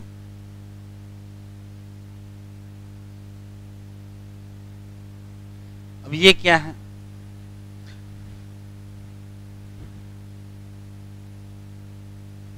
तो ध्यान से सुने। ऐसा कोई भी हार्मोन जो एक ग्लैंड से निकले और दूसरी ग्लैंड पर काम करे। एग्जाम्पल से समझ में आएगा। जैसे पिट्यूटरी ग्लैंड से एफएसएच निकला और ओवरी पे काम किया। पिट्यूटरी ग्लैंड से एफएसएच निकला और ओवरी पे काम किया। पिट्यूटरी ग्लैंड से निकला और ओवरी ग्लैंड पर काम किया। तो एफएसएच क्या है? एक ट्रॉफिक हार्मोन है। ऐसा कोई भी हार्मोन जो एक ग्लैंड से निकले और दूसरी ग्लैंड पर काम करे, उसका नाम क्या रखोगे? Trophic hormone. तो जरा आराम से बताओ, ट्रॉफिक हार्मोन कहां से निकलते हैं? तो ट्रॉफिक हार्मोन निकलते हैं एंटीरियर पिट्यूटरी से। सबके नाम में तो ट्रॉफिक लिखा हुआ है। देखो, ग्रोथ हार्मोन का दूसरा नाम सोमैटोट्रॉपिक, ट्रॉपिक कहो चाहे ट्रॉफिक, एक ही चीज है, कोई दिक्कत नहीं है। तो सोमैटोट्रॉपिक हार्मोन, ऐसे देखो, mammotropic hormone, thyrotropin hormone, corticotropin hormone, luteotropin hormone, polytropin hormone. तो बताओ ट्रॉफिक हार्मोन कहां से निकले? तो आंसर देंगे एंटीरियर पिट्यूटरी। कितने? तो भाई 6 ही निकले हुए हैं। ठीक है। और ट्रॉफिक होते कौन से हैं? जो एक ग्लैंड से निकले और दूसरी ग्लैंड पर काम करें। अच्छा, निकल के दूसरी ग्लैंड पर जब काम करेंगे, जैसे पिट्यूटरी से निकले, थायराइड पे काम किया। ये पिट्यूटरी से निकलेगा, कहां काम करेगा? थायराइड। मतलब थायराइड ग्लैंड का सिक्रीशन किसके कंट्रोल में आ गया? पिट्यूटरी के अंडर आ गया। तो आप जरा सोचो, पिट्यूटरी ग्लैंड किसके कंट्रोल में है? हाइपोथैलेमस के। और पिट्यूटरी ग्लैंड खुद किसको कंट्रोल कर रही है? कई लोगों को। तो ध्यान से सुनेंगे, हाइपोथैलेमस को कहते हैं मास्टर ऑफ मास्टर ग्लैंड। क्यों? पिट्यूटरी ग्लैंड को कहते हैं मास्टर ग्लैंड। पिट्यूटरी ग्लैंड को कहते हैं मास्टर ग्लैंड। क्यों? क्योंकि पिट्यूटरी ग्लैंड कई ग्लैंड को कंट्रोल करती है। वही थायराइड को कंट्रोल कर रही है, वही एड्रिनल को कंट्रोल कर रही है, वही टेस्टिस को, और वही ओवरी को। तो पिट्यूटरी को क्या कहोगे? Master gland. लेकिन मास्टर का भी क्या है? मास्टर। कौन? हाइपोथैलेमस। तो लिखो, ट्रॉफिक हार्मोन क्या है?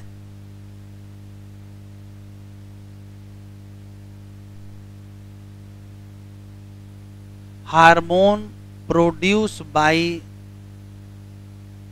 one gland and act on other gland। कहां से रिलीज होते हैं? तो कहोगे एंटीरियर पिट्यूटरी। और कितने होते हैं? 6 ट्रैफिक हार्मोन होते हैं। पिट्यूटरी ग्लैंड को क्या कहते हैं? Master gland. क्यों? बहुत सारी ग्लैंड को ये कंट्रोल करता है, लेकिन हाइपोथैलेमस को कहते हैं master of master gland.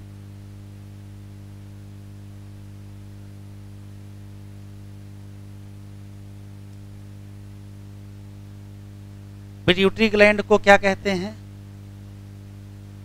Master gland. क्यों? Regulate secretion of many gland. जैसे पिट्यूटरी से निकला टीएसएच, रेगुलेट किया थायराइड को। पिट्यूटरी से निकला एसीटीएच, रेगुलेट किया एडिनल को। पिट्यूटरी से निकला एफएसएच और एलएच और रेगुलेट किया टेस्टिस और ओवरी को। तो जो दूसरे को रेगुलेट करे उसका नाम क्या होगा? Master gland. लेकिन लास्ट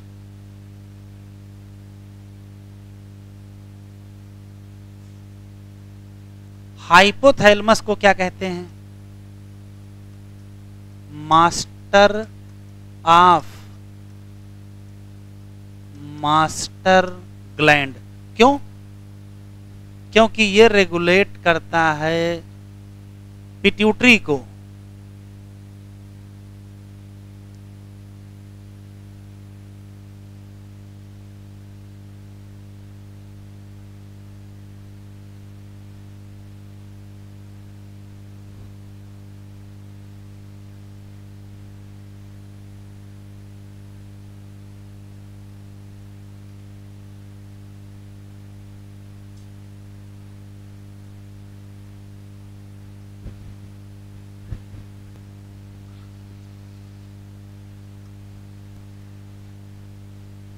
तो हेडिंग डालें, एक एक हार्मोन पढ़ेंगे।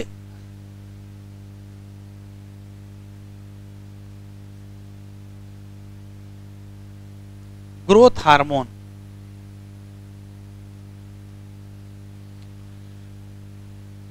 सुन लो फिर एक साथ लिखिएगा। नाम ही से पता चल रहा है कि ये क्या करता होगा, तो बॉडी की ग्रोथ को प्रमोट करता होगा। तो प्रमोट बॉडी ग्रोथ। कैसे? अभी लिखो नहीं, लिखने का टाइम देंगे। ग्रोथ को प्रमोट कैसे करोगे? तो ग्रोथ अगर प्रमोट करना चाहते हो तो नई सेल बनवाओ। नई सेल बनाने के लिए फिर प्रोटीन बनानी पड़ेगी, न्यूक्लियस बनाना पड़ेगा, तो डीएनए बनाना पड़ेगा, आरएनए बनाना पड़ेगा। तो अगर ग्रोथ करना चाहते हो तो 3 काम करने पड़ेंगे। एक तो प्रोटीन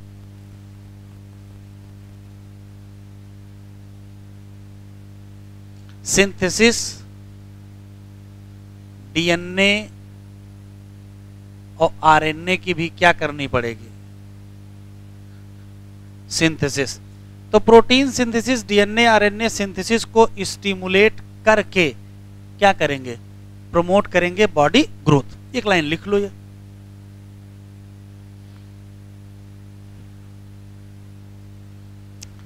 अब जब भी कोई हार्मोन हमारी बॉडी में निकलता है तो 2 समस्याएं होने का हमेशा खतरा रहता है। क्या? हार्मोन या तो कम निकलेगा या तो हार्मोन ज्यादा निकलेगा। अगर कम निकला तो भी समस्या खड़ी होगी और ज्यादा निकला तो भी समस्या खड़ी होगी।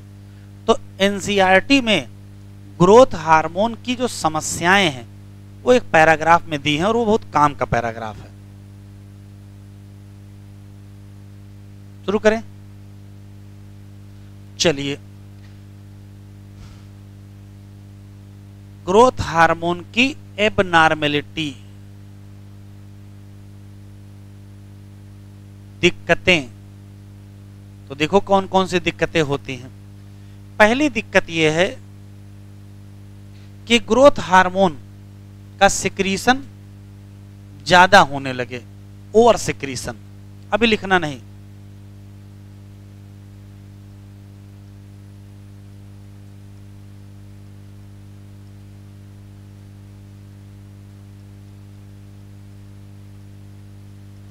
Over secretion of growth hormone.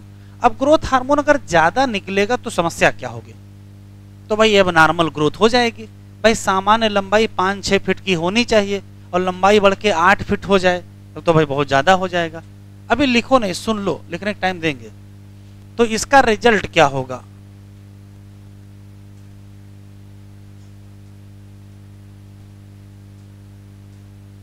Abnormal growth हो जाएगी। एबनॉर्मल ग्रोथ अगर हो गई तो जो बीमारी है इसको गिगैंटिज्म कहते हैं, और इसमें जो व्यक्ति है वो ओवर टाल हो जाएगा, उसकी लंबाई बहुत ज्यादा हो जाएगी। चलो ठीक है, लेकिन ये over secretion of growth hormone किसमें हुआ है? तो ये किसी बच्चे में हुआ है। यहां इस बात को बताने का महत्व समझ लो, जैसे किसी की लंबाई बढ़ने की उम्र है और उस समय ग्रोथ हार्मोन ज्यादा निकलेगा तभी लंबाई ज्यादा बढ़ेगी। अगर लंबाई बढ़ने की उम्र निकल गई है और फिर ग्रोथ हार्मोन बढ़ा तो लंबाई नहीं बढ़ेगी।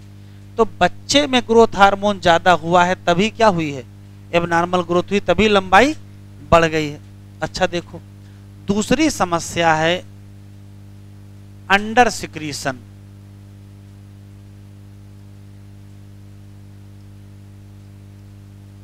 किसका? उसी ग्रोथ हार्मोन का, बस ये घटना भी किसमें हो? चाइल्ड ही में हो। तो अब बताओ क्या होगा? भाई लंबाई बढ़ने की उम्र थी और ग्रोथ हार्मोन कम निकला तो उतनी ग्रोथ नहीं होगी। ग्रोथ ना होने को कहते हैं स्टंटेड ग्रोथ, और स्टंटेड ग्रोथ अगर हो गए तो बीमारी का नाम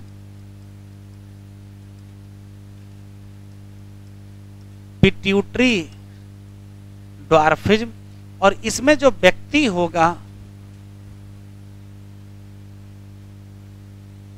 वो छोटा रह जाएगा, उसको शार्ट स्टैटर्ड कहेंगे। ठीक है, इतना लिख लो पहले।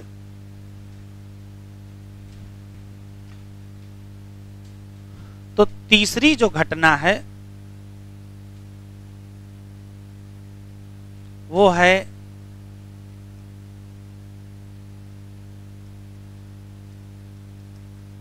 हाई सिक्रीशन ऑफ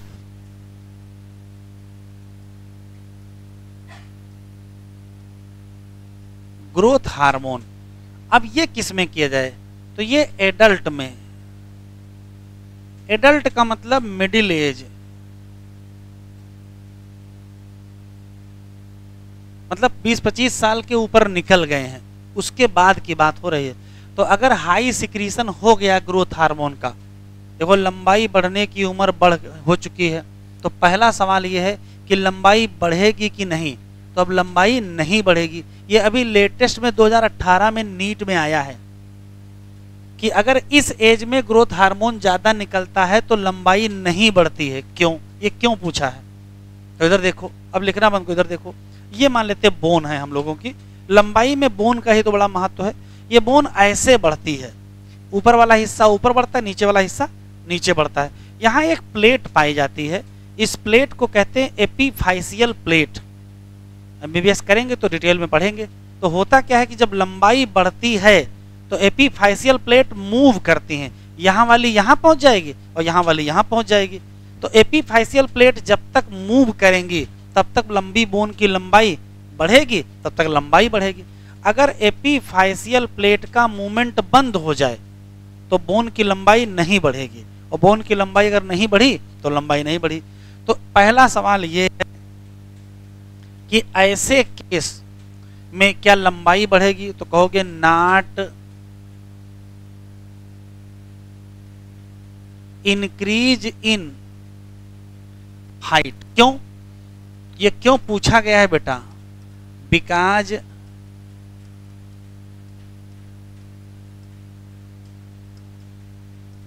एपीफाइसियल प्लेट क्या हो जाती हैं? फिक्स। इधर देखो, ये मान लेते बोन है और ये बोन का किनारा है, तो यहां प्लेट पाई जाती, यहां तो जो इपीफाइसियल प्लेट है वो क्या हो जाती हैं, फिक्स हो जाती हैं, और इसी नाते लंबाई नहीं बढ़ती है। तो लंबाई नहीं बढ़ेगी तो बढ़ेगा क्या, चौड़ाई बढ़ा देते हैं, सेकेंडरी ग्रोथ करने लगते हैं।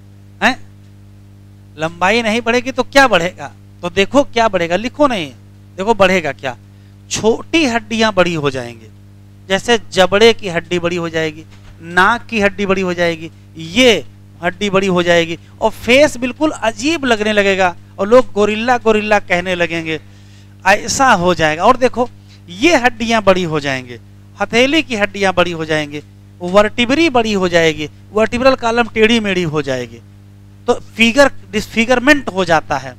तो ध्यान सुनेंगे, अगर लंबाई बढ़ने की उम्र निकल गई है और लोग आपको छोटू छोटू बुला रहे हैं तो बुलाने दीजिए, उनके चक्कर में क्या न खा लीजिएगा, ग्रोथ हार्मोन मत ले लीजिएगा। अगर ग्रोथ हार्मोन ले लिए लंबाई बढ़ाने के लिए तो लंबाई तो बढ़नी नहीं है, इवन जो देखने में सही लग रहे हो वो भी खराब हो जाओगे, स्पेशली फेस ही क्या हो जाएगा, खराब हो जाएगा, डिसफिगरमेंट हो जाता है फेस का, जबड़ा बड़ा हो जाएगा, नाक बड़ी हो जाएगी, लोग कहने लगेंगे कि अजीब लग रहा है। तो जिस दिन कहने लगे उस दिन जान लेना कि क्या हो गया है, हाई सिक्रीशन हो गया किसका, ग्रोथ हार्मोन का, किसमें, एडल्ट या मिडिल एज में। तो इस समय जो बीमारी होती है उस बीमारी का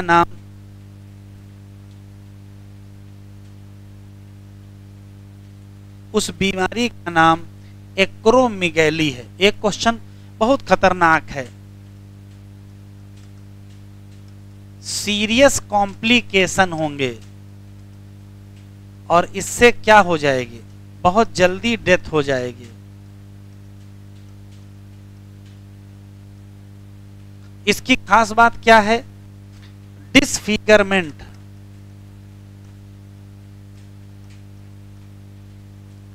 डिसफिगरमेंट ऑफ बॉडी, स्पेशली किसका,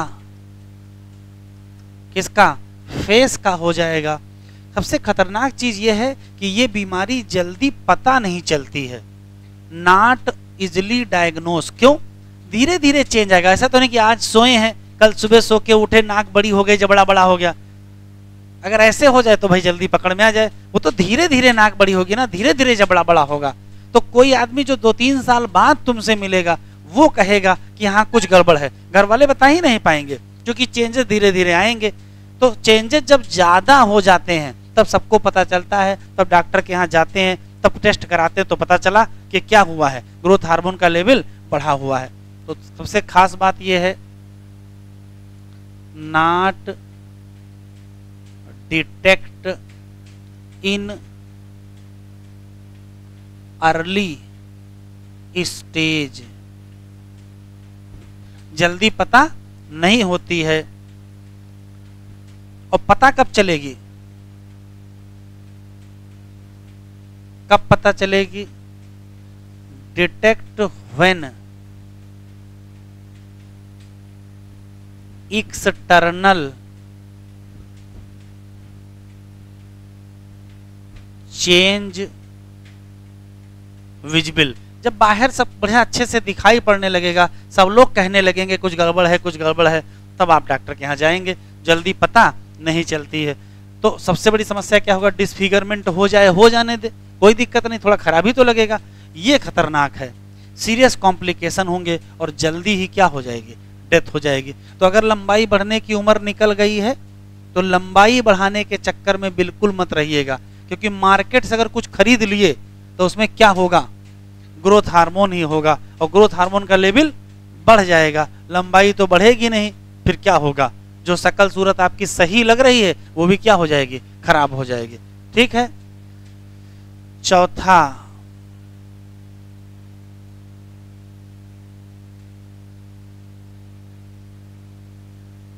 लो सिक्रीशन हो जाए ग्रोथ हार्मोन का तो क्या होगा, वो भी एडल्ट में। तो क्या जो 6 फीट का आदमी था घट के 3 फीट का बचेगा, हैं? लंबाई घट जाएगी भैया, लंबाई ना घटेगी ना लंबाई बढ़ेगी। जब बढ़ने पर बढ़ी नहीं तो घटने पर घट थोड़ी जाएगी। तो लंबाई नहीं घटेगी तो क्या होगा, इसकी मेटाबॉलिज्म गड़बड़ हो जाएगी, क्योंकि प्रोटीन के मेटाबॉलिज्म में हार्मोन इन्वॉल्व है। और बीमारी का नाम साइमंड्स डिजीज हो जाएगी। तो 4 बीमारियां हैं। इसमें सबसे खतरनाक कौन सी है? एक्रोमेगैली। एक्रोमेगैली से जुड़े हुए क्वेश्चन कब होती है? जब हाई सिक्रीशन होता है एडल्ट में। पहला सवाल, क्या समस्या आएगी? डिसफिगरमेंट ऑफ बॉडी, स्पेशली कहाँ? फेस का आएगा। सीरियस कॉम्प्लिकेशन होंगे, डेथ हो जाएगी। सबसे खराब है जल्दी पता नहीं चलेगी। कब पता चलेगी? जब बीमारी गंभीर हो चुकी होगी।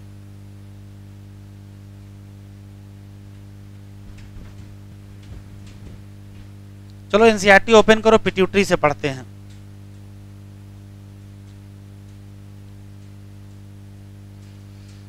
पहली ही लाइन इंपॉर्टेंट। पिट्यूटरी ग्लैंड कहां लोकेटेड है? बोनी कैविटी। नाम क्या है? सेला टर्सिका। किससे अटैच है? हाइपोथैलेमस। किसकी मदद से? स्टाक। एनाटॉमिकली मतलब एनाटॉमी वाइज पिट्यूटरी को डिवाइड किया गया एडिनोहाइपोफाइसिस और किसमें? न्यूरोहाइपोफाइसिस। एडिनोहाइपोफाइसिस में भी 2 हिस्से हैं, पार्स डिस्टैलिस और पार्स इंटरमीडिया। जो पार्स डिस्टैलिस रीजन है उसी को कॉमनली क्या कहते हैं? Anterior pituitary. और hormone, growth hormone, prolactin hormone, thyroid stimulating hormone, adrenocorticotropic hormone, luteinising hormone और follicle stimulating hormone. Pars intermedia से एक हार्मोन निकलेगा, नाम मेलेनोसाइट स्टिमुलेटिंग हार्मोन या MSH. However in human की बात कर रहा है। ह्यूमन में क्या होगा? तो ह्यूमन में जो पार्स इंटरमीडिया है लगभग मर्ज कर गया है। किसके साथ? तो इसका मतलब एंटीरियर पिट्यूटरी का पार्ट हो जाएगा। न्यूरोहाइपोफाइसिस कहो चाहे पार्स नर्वोसा कहो, नोन एज, इसको कहते क्या है? पोस्टीरियर पिट्यूटरी कहते हैं। यही क्या करेगा? स्टोर करेगा और क्या करेगा? रिलीज करेगा। कितने? 2 हार्मोन। एक का नाम ये बहुत इंपॉर्टेंट, इसी साल नीट में आई है। ये एक्चुअली सिंथेसाइज कहाँ होते हैं, लेकिन ट्रांसपोर्ट होंगे किससे? एक्जान से। और कहाँ पहुंच जाएंगे? न्यूरोहाइपोफाइसिस। तो याद रखिएगा पोस्टीरियर पिट्यूटरी तक हार्मोन एक्जान से आते हैं, जबकि एंटीरियर पिट्यूटरी तक पोर्टल सर्कुलेशन से आते हैं। अच्छा, एनसीईआरटी वाले इतना जल्दी में थे कि ग्रोथ हार्मोन का फंक्शन नहीं लिखे हैं, सीधे एबनॉर्मेलिटी शुरू कर दिए हैं। सबसे पहले क्या लिखा है? Over secretion. ओवर सिक्रीशन का मतलब ज्यादा सिक्रीशन, हाइपर सिक्रीशन भी कह सकते हैं। किसका? Growth hormone. स्टिमुलेट करेगा क्या? एबनॉर्मल ग्रोथ, जिससे क्या हो जाएगी? गिगैंटिज्म। और अगर लो सिक्रीशन हो गया तो क्या होगा? Stunted growth. और बीमारी का नाम पिट्यूटरी ड्वार्फिंग। खत्म। ये बहुत इंपॉर्टेंट है। अगर एक्सेस सिक्रीशन कर दिया जाए किसका? ग्रोथ हार्मोन का, वो भी किसमें? एडल्ट में, मतलब मिडिल एज में, तो सीवियर क्या आएगा? डिसफिगरमेंट। स्पेशली कहाँ आएगा? फेस पर। बीमारी का नाम एक्रोमेगैली। और इससे क्या होगा?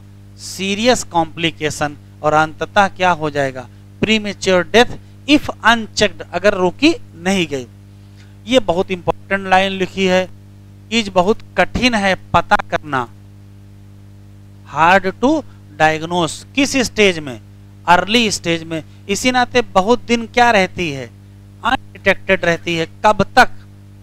जब तक चेंजेज क्या ना हो जाएं, एक्सटर्नल और नोटिसिएबल, लोग कहने लगे कि चेहरा तुम्हारा कुछ अलग अलग सा लग रहा है, तब तक पता नहीं चलेगी। बस आज इतना ही पढ़ेंगे, अगले लेक्चर पर प्रोलैक्टिन और उसके आगे कंटिन्यू करेंगे।